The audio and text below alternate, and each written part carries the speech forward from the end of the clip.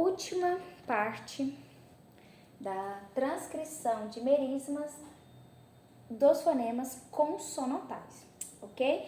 Então é o seguinte, nós temos agora os fonemas oclusivos. Lembrando que eu dividi os meus estudos de transcrição de merismas por modo de articulação, ou seja, a maneira em que o ar se comporta no momento de produzir o fonema. E agora a gente está nos oclusivos, que seria o quê?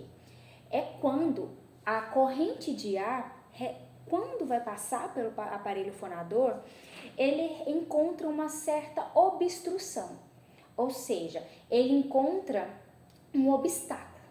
Então o ar vem e aí ele encontra um obstáculo, algo que o prende. E para que ele continue passando, ele precisa forçar. E essa força, né, que ele provoca, meio que acomete uma pequena explosão. Então, em resumo, fonemas oclusivos são aqueles que a corrente de ar, ao passar, ao ser liberada, acaba encontrando uma obstrução, um obstáculo no meio do caminho. E aí ele precisa ultrapassar esse obstáculo, causando assim uma pequena explosão, ok? Então, por exemplo, o exemplo do B. Quando o ar vem, o ar encontra uma obstrução que é o quê? Os lábios se juntarem. B, entendeu? P. Então, os lábios se juntam. E aí, o ar fica preso. Mas aí, para que o ar continue passado, ele precisa romper a união dos lábios. Ou seja, acontece essa explosão. Então, essa explosão. Então, como que acontece? B. Boneca. Percebe? Dado. Tato. A pequena explosãozinha. Então, é isso que é um merisma ou um fonema oclusivo. O ar encontra uma obstrução, um obstáculo, então quando ele vai passar, ele acaba causando essa pequena explosão. E é o seguinte, quais são os pontos de articulação possíveis para os fonemas oclusivos? São 4. Nós temos os palatares, né? Encosta lá, ou seja, lá no céu da boca. Os bilabiais, que eu acabei de mencionar, que é a união do lábio superior e o lábio inferior para pronunciar um fonema. Então, B, P, ok? E o velares, que é lá no fundo da garganta, né? Lá naquela parte mole do céu da boca. E os apicodentais. O que é o ápice apicodental? É quando o ápice da língua, ou seja, a ponta da língua, encosta no véu palatino. No véu palatino não, encosta no dente superior. Então, o exemplo do D, olha só para fazer o D, ó.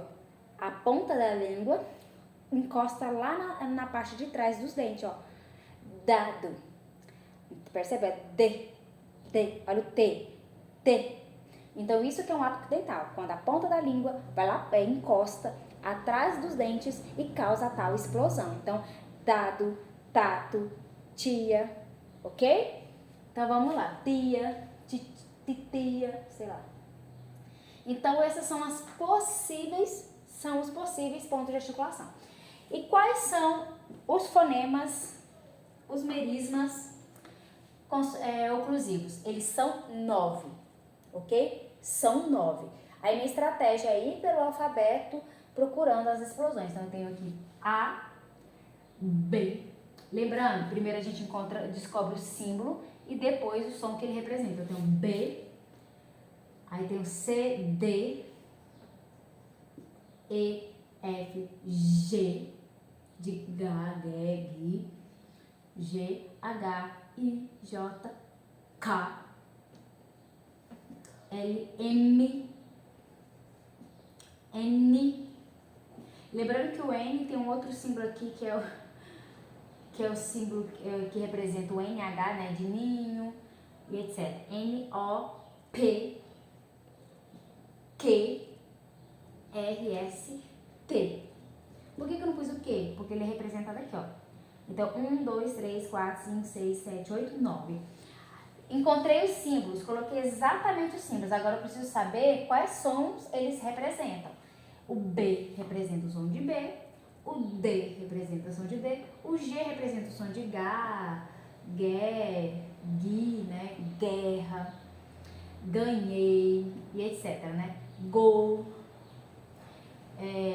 o K é o som do K, do C, né? Casa, caramba.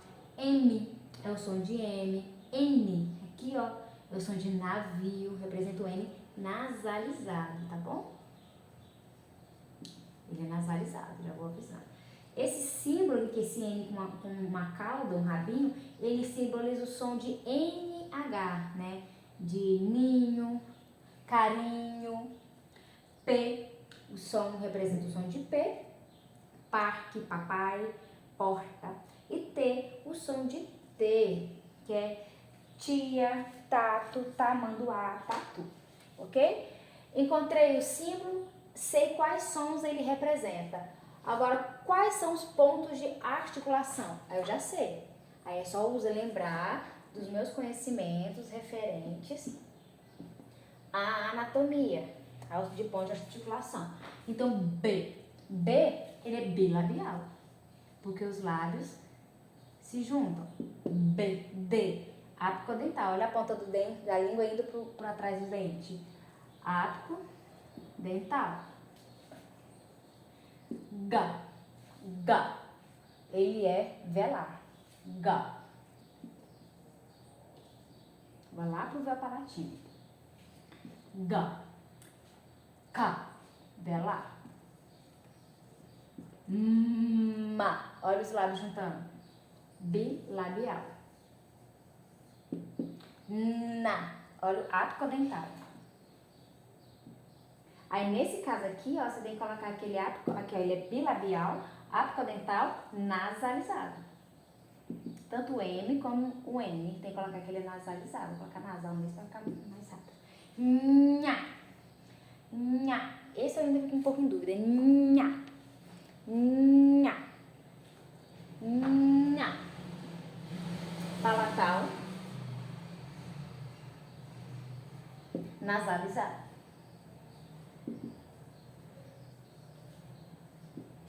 P, bilabial. T, ápico dental.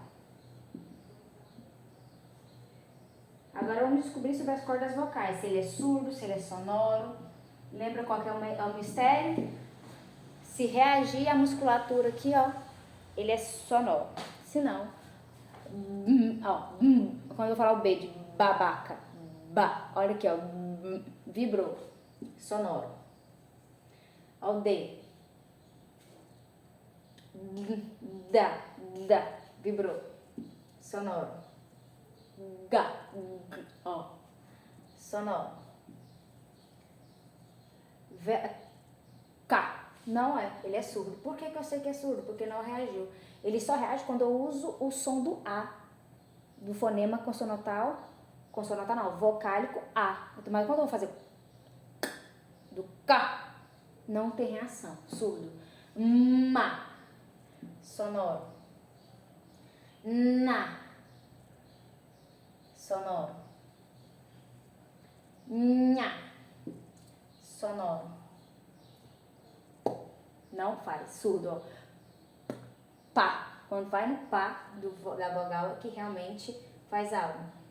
Tá, mesma coisa, surdo. Ok? Então, qual que é o símbolo? Está aqui. Qual que é o som que representa? Ponto de articulação, acabei de mostrar. Modo de articulação, aí é só colocar o oclusivo e tal e tal. E se ele é surdo,